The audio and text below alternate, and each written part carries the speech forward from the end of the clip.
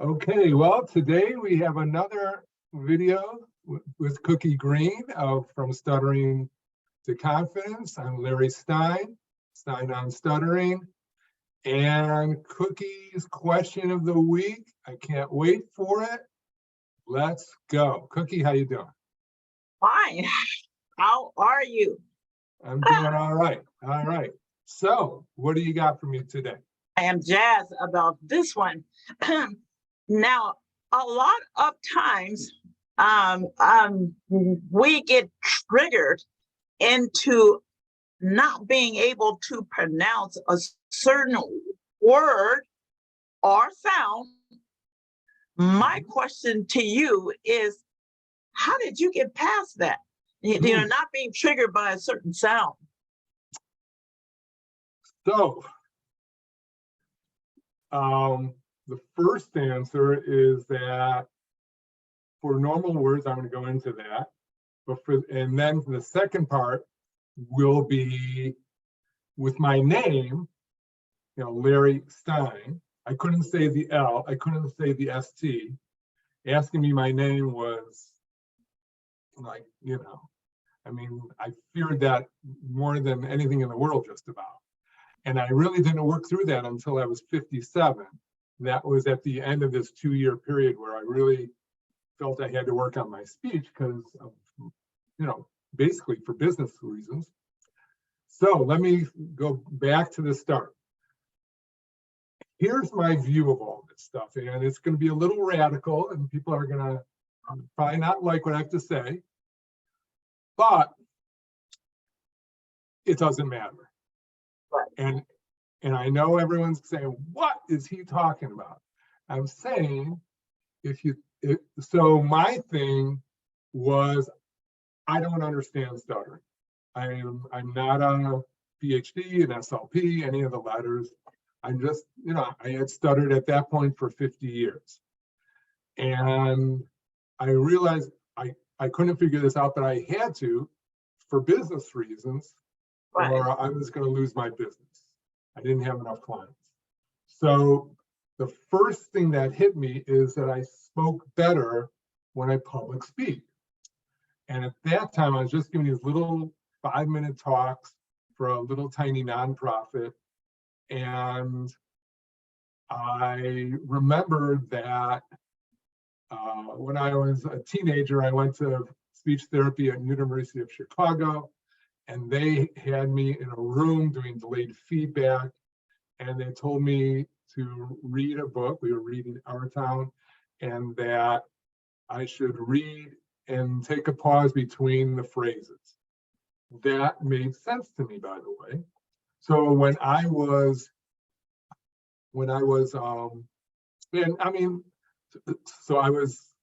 pretty fluent in that because I had these headphones and a delayed feedback, and that worked. When I walked out of the room, nothing worked. I was a mess for, decades. So here I am. I was in this little nonprofit kind of lay leadership thing that they had to talk me into. We talked about that last week. And they had to talk me into it. I kept on saying no, no, no. And I finally did it. And it gave me experience, much as people get experience through Toastmasters. I didn't have that regular talks, but I had to lead board meetings, and I was a mess doing it for a while, but I realized one night that I speak better when I public speak. I speak better when I speak in phrases. I am going to look at everything as a phrase. I'm going to take this massive problem stuttering that I don't understand and that has befuddled me for 50 years, and I'm going to break it down one phrase at a time. And the only thing that matters to me is the phrase, that phrase that I'm looking at right now. I'm speaking phrase to phrase to phrase. And so the idea there, and it's kind of crazy, is that I'm not thinking of words, I'm not thinking of sounds. They are irrelevant. They are widgets. They are just things that I produce out of my mouth. And that what really matters is the phrase. And if I could speak that one phrase, and then I boiled down speaking, when I was watching broadcasters like Matt Lauer. Now he's discredited, but then he was an incredibly compelling speaker. And over time, I broke down his speech to be, okay, so he takes a breath before he talks.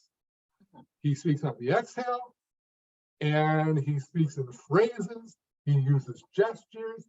He's very expressive. He emphasizes words at the end of a phrase so that it's compelling to the listener. For me, it's that it uses up my breath, so my breath goes like this.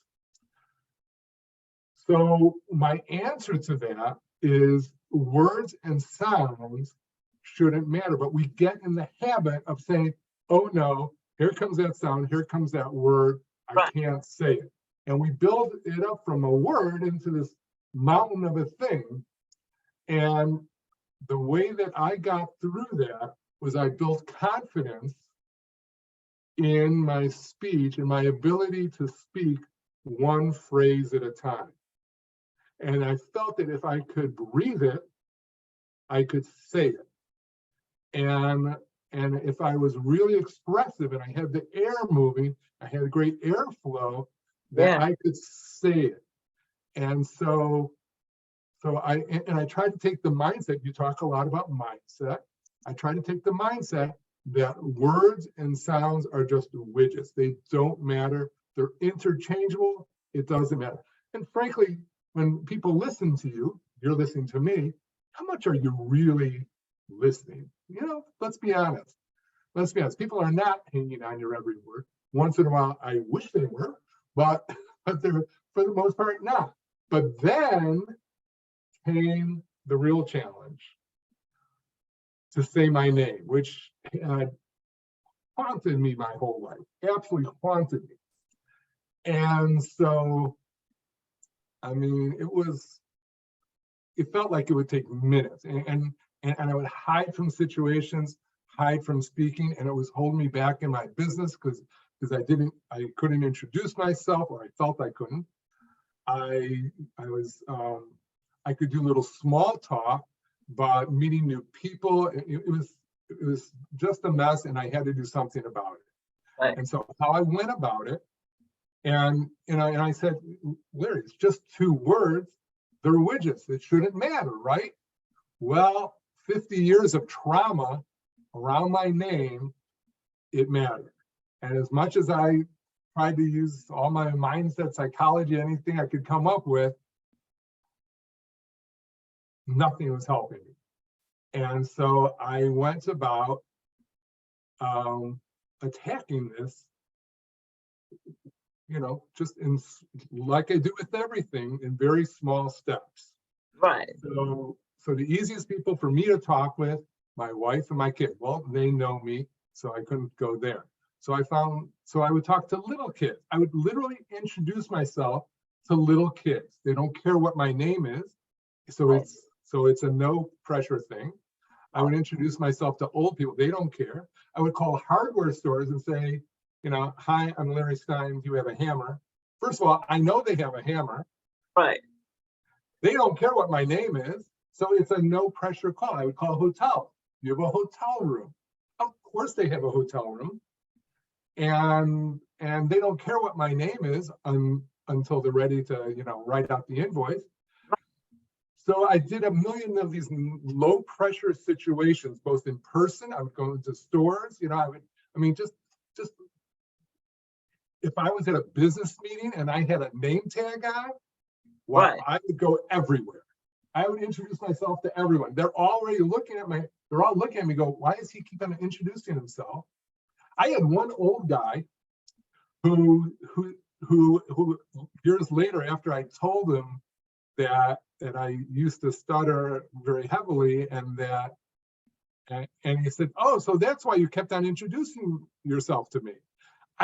He said, you must have introduced yourself to me like 5 times. So the brain is a really tough taskmaster. You could tell it that it's just 2 words. You could tell it that it doesn't matter, but the brain says, prove it. show me. And I had to show my brain and show myself Right. that I could do this. And so it was like I don't know, I think it must have taken 5 months. And at the end, what I did was I kind of created a situation. I'd actually joined a new synagogue, and I knew a couple people. There were like 150, 200 people there for lunch every Saturday. And I began walking around introducing myself to people. I started with little old ladies who were like up to my waist. They could care less who I am. They probably couldn't even hear me. And I would introduce myself. And at first, and I practiced this so many times. At first, I would, go up to them for the first person. And I went up to her and I just couldn't do it. I just backed away. I said, "Oh, come on. I've been introducing myself to little kids on the phone and then old people this. But in person, this was different." I go, "What am I going to?" So I made up this whole imagery thing, and I pictured rays of sunlight coming from her face, that I would bask in her glow. Literally, I would picture her smiling. I would picture her looking at me with such kindness. Uh-huh. And then I turned around and I held my hand out and I said, "Hi, I don't think we've met. I'm Larry Stein." So now I didn't plan to say that. Right. I planned to just say, "Hi, I'm Larry Stein," but I was just so, this was such trauma for me for 50 years, or in that case, 52 years by then. It was so traumatic for me, but I got it out for the first time in my life. And I literally walked around this room introducing myself to little old people until I ran out of old people. Then the next week, I came back. I found a couple of more little old ladies. Right. And then I went to introduce myself to women. I always felt I could talk better with women. And then in the third week, I did a few more women, and then I began introducing myself to men, which I, again, had never done, 52 years. And at first I said, I kept on wanting to say, "Hi, I'm Larry Stein," Right. but I kept on coming out. "I don't think we've met. I'm Larry Stein." It was a crutch, filler words, a crutch, just like every other person who started. And then I turned around to one guy and said, "Larry Stein." I just went around the room, "Larry Stein, Larry Stein, Larry Stein." Right. And I was free. That was it. Now I had to work through some other things still, but that was the last of the many, many breakthroughs in my stuttering. That was the biggest one. That was the one that enabled me to feel like I don't have to hide anymore. I could be myself with people. I could say anything. I could, and that's that story. That's how I worked through it. And then, yeah, so when you are in high stressful situations, like you might be in a place that might make you feel a little bit uneasy, can you still say, "Hi, my name is Larry Stein"? I actually say, "Hi, I'm Larry Stein," or I'll just say Larry Stein. But yeah, I mean, and I think it's because it's not a fluke. Confidence to me is earned. And I earned it through introducing myself to so many people and just getting through it. But honestly, after the pandemic, I had a public speaking thing. Right. And I hadn't introduced myself to people in person for 2 years, and I was wondering, gee, can I still do this? And I did. But I literally began walking around the room doing it just to make sure that, because I honestly had questions, because 2 years of not doing that was a little bit of a concern. So to me, it again comes back to confidence. Confidence to me again comes back to just just through experience, your brain and your mindset, whatever, sees that, oh, I can do that now. I can do that because I've done it a million times. Just like in doing anything, I've done it a million times. And so that's my unpopular view of this thing. So when you say that confidence is earned because you've done it several times, A million times. do you have an inner confidence in yourself that says, me as a person am confident? I might not be able to say my name, but I'm confident in my ability. I trust that I can do this. So then you just work at it until you can, because you're confident that you can do it. But my thought is, there isn't nothing that you block on. Say that somebody asks you, how did you get out of that? Well, you did say that you speak in phrases, phrase after phrase. So then that would cut down on, on you anticipating a stutter, because most of the time we stutter on the sound because of the anticipation. So you didn't have that anticipating because you spoke in phrases. Right. On that a little bit. Yeah, so actually we should talk about anticipating stuttering on our next one next Monday. But just briefly, my whole life, my whole existence was anticipating stuttering. That was my life. That was my whole life. How can I say this? How can I get out this word? How can I get out that sound? Should I switch to this word? Should I switch to that word? Right. Should I not even talk at all? I mean, honestly, that was my life. To the point where I couldn't remember stuff. Right. I would be in conversations, I wouldn't remember what I was talking about. I would be in conversations, I wouldn't remember what the conversation was about. And so I had a lot of work to do with that. But yes, speaking in phrases helped, but it's not just the mechanics. There's also the whole psychology of it, and the whole idea of just moving up one speaking situation after the next, up and up and up. And at the top of my hierarchy, what I call it, was to say my name. But working through the stuttering anticipation cycle, which is what I call it, that was one of the biggest deals for me. Right. And that would be a great topic for our next one. So I can't wait to pick your brain on that anticipating the stutter. That'll be a good one. So yeah, maybe we'll get into that. I would. Oh,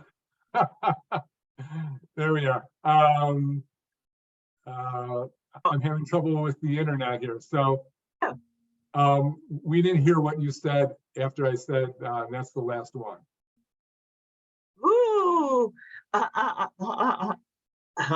just said that I wanted to hear your thoughts on this anticipating the stutter and how you got past that, because you used to do, well, you said phrase to phrase. So I was saying, well, does that cut back on you anticipating a certain sound? But we'll talk about that next time. Next time, my friend. Hey, great to be with you. As always. We will do this again. Always.